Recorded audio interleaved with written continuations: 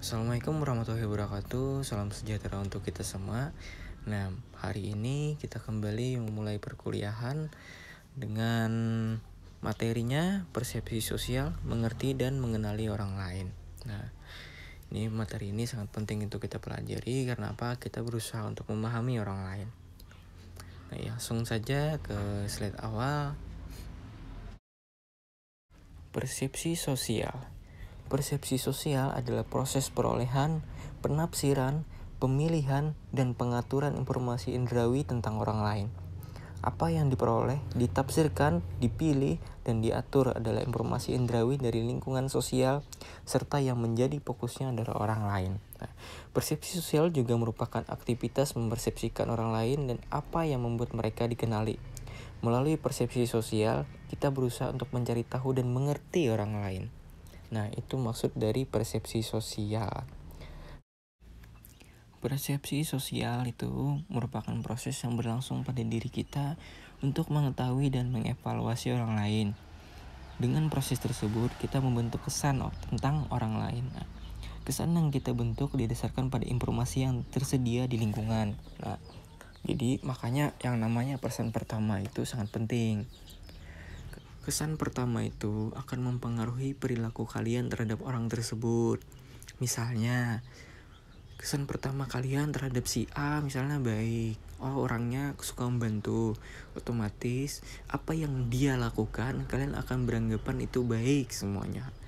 Lain halnya kalau misalnya kesan pertama kalian terhadap si A itu jelek. Nah, jadi apa yang dilakukan si A itu akan di mata kalian akan jelek. Nah, itu makanya kesan pertama itu penting. Faktor-faktor yang mengaruhi persepsi. Yang pertama adalah perhatian. Biasanya tidak menangkap seluruh rangsangan yang ada di sekitar kita sekaligus, tetapi memfokuskan perhatian pada satu atau dua objek saja. Yang kedua, kesiapan mental. Kesiapan mental seseorang terhadap rangsangan yang akan timbul. Yang ketiga adalah kebutuhan. Kebutuhan sesaat maupun menetap pada diri individu akan mempengaruhi persepsi seseorang. Sistem nilai, yaitu sistem nilai yang berlaku dalam suatu masyarakat juga berpengaruh pada pola terhadap persepsi. Kemudian yang kelima adalah tipe kepribadian, yaitu di mana pola kepribadian yang dimiliki oleh individu akan menghasilkan persepsi yang berbeda. Komunikasi nonverbal. Nah, sebelum kita memahami komunikasi nonverbal, kita harus paham dulu apa sih arti dari komunikasi. Nah, komunikasi adalah proses pertukaran suatu informasi antar individu atau kelompok dengan adanya makna atau tujuan yang ingin disampaikan. Itu dari pengertian dari komunikasi. Komunikasi itu terbagi menjadi dua. Ada komunikasi verbal dan ada juga komunikasi nonverbal. Komunikasi verbal itu merupakan kata-kata yang diucapkan langsung, yaitu dengan berbicara bisa dilakukan secara langsung face to face atau dengan perantara.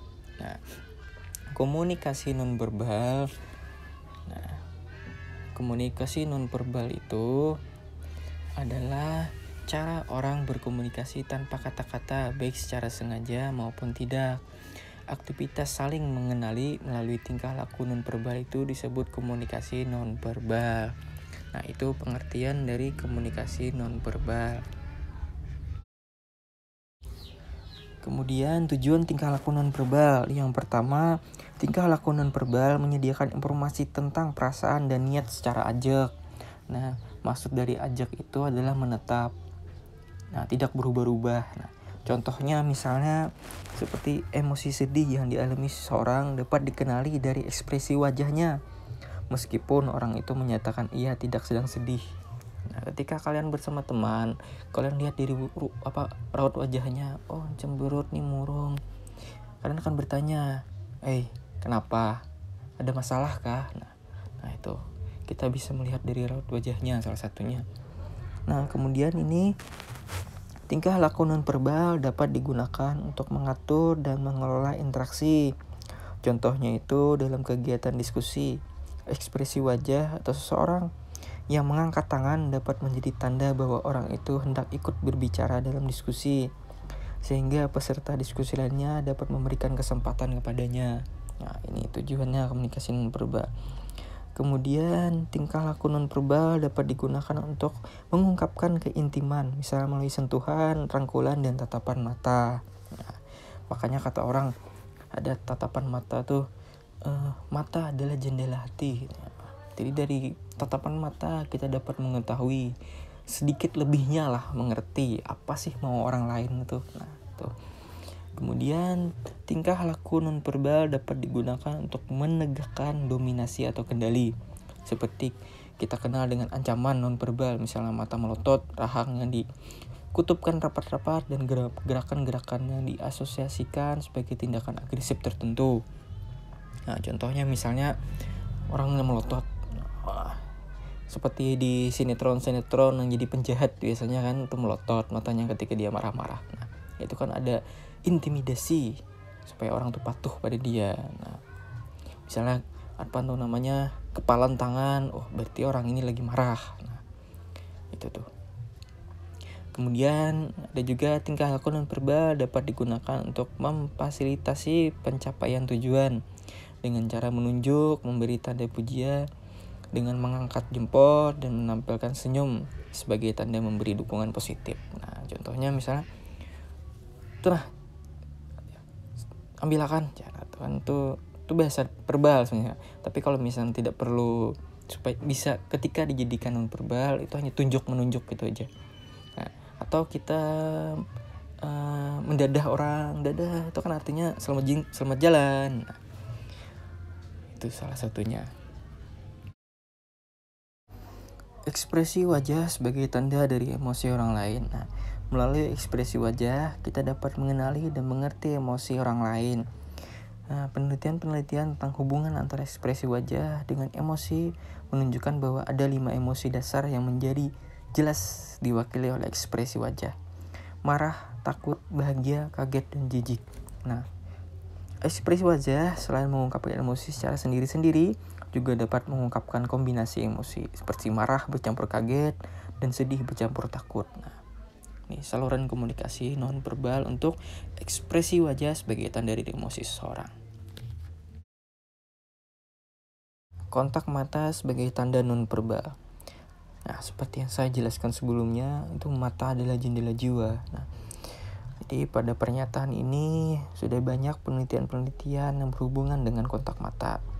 Nah, karena dalam kontak mata itu kita dapat mengetahui keadaan emosional seseorang. Nah, contohnya pada saat ingin mengetahui apakah suasana hati seseorang itu sedang sedih atau senang, positif atau negatif, nah kita dapat melihat dari sorot matanya. Nah, makanya kan ketika ada di televisi biasanya ada pelaku-pelaku kejahatan tuh biasanya ditutup matanya tuh. Nah, disensor matanya. Nah, itu kan biar kita tidak tahu secara mendalam lewat matanya. Nah, itu ketika kalian komunikasi dengan teman, berbicara dengan teman, kita biasanya akan melihat dari sorot matanya apakah dia berbohong ataukah dia jujur. Nah, itu pun kita dikuatkan dengan cara geraknya atau postur tubuhnya. Nah, kita mengetahui apakah dia jujur atau berbohong. Nah, di situ.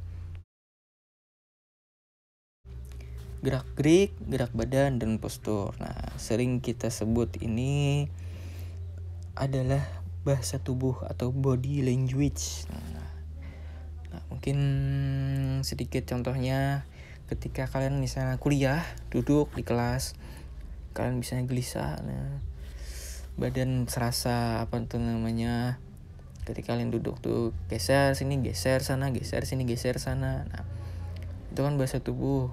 Orang akan mengartikan kalian tuh lagi gelisah, mungkin sedang kebelet ke toilet atau apa. Nah, itu. Seterusnya misalnya kalian lagi kuliah, tangan sedang ke perut. Nah, diam. Nah, itu kan bahasa tubuh. Mungkin dia lagi sakit perut atau gimana. Nah, ini bahasa tubuh. Itu juga mempengaruhi komunikasi non-verbal. Yang terakhir adalah sentuhan. Nah, bentuk sentuhan yang umum di berbagai budaya ketika bertemu dengan orang lain adalah berjabat tangan. Nah, dari informasi tentang bagaimana orang berjabat tangan, ada banyak pengetahuan yang kita dapat tentang orang lain. Bahkan ketika kita dapat memperoleh pengetahuan tentang kepribadian orang dari cara berjabat tangannya.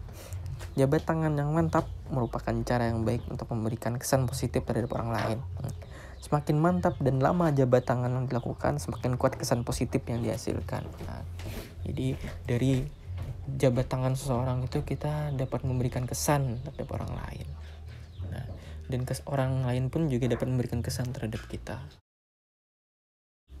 Atribusi. Atribusi adalah proses mengenali penyebab dari tingkah laku orang lain serta sekaligus memperoleh pengetahuan tentang sifat-sifat dan disposisi-disposisi yang menetap pada orang lain. Nah, ini pengertian dari atribusi. Persepsi sosial itu ada prosesnya. Yang pertama adalah komunikasi dulu. Nah, komunikasi itu ada dua, komunikasi verbal dan non-verbal. Nah, setelah itu baru ke persepsi. Persepsi kita memahami orang lain dulu, apa sih arti dari perilaku mereka. Nah, kemudian baru di atribusi. Kita memahami sebab musababnya, asal usulnya. Nah, contohnya misalnya ada orang lain yang sedang berkelahi. Nah, jadi mereka saling pukul satu sama lain. Itu kan kita mempersepsikan mereka itu sedang ada masalah. Mungkin siapa yang salah duluan, apakah si A atau si B. Nah, kemudian kita harus mengatribusikan dulu. Oh, asal muasalnya apa? Apa jadi sebab musababnya? Nah, itu zaman sekarang itu sering komunikasi non-verbal nih hanya sampai di persepsi. Mereka tidak tahu dulu alasan asal alasan tersebut. Nah, makanya kadang banyak berita-berita hoax. Nah, itu mereka biasanya hanya sampai di persepsi, belum sampai atribusi. Nah, atribusi itu kan memahami sebab musabab asal usul. Nah, terima kasih banyak. Nah, jadi untuk materi hari ini sampai di sini. Nah, persepsi sosial ini juga membantu kita untuk tidak terlalu cepat untuk mengambil sebuah kesimpulan. Nah, kita harus mencari tahu dulu asal usulnya. Nah, seperti itulah. Sama ketika ada gosip-gosip segala macam hal, kita jangan terlalu langsung percaya. Kita harus mencari kebenarannya terlebih dahulu. Nah, ini zaman sekarang banyak seperti itu. Gosip datang tanpa mencari kebenaran langsung disebarkan. Nah, dan menggibah. Nah, di sinilah fitnah memfitnah juga sama. Nah, itu sampai sini dulu. Minggu depan kita akan bahas tentang diri atau self. Nah, di dalam diri itu banyak yang akan dibahas nanti, konsep diri, perbandingan sosial, harga diri. Nah, di situ nanti akan kita bahas.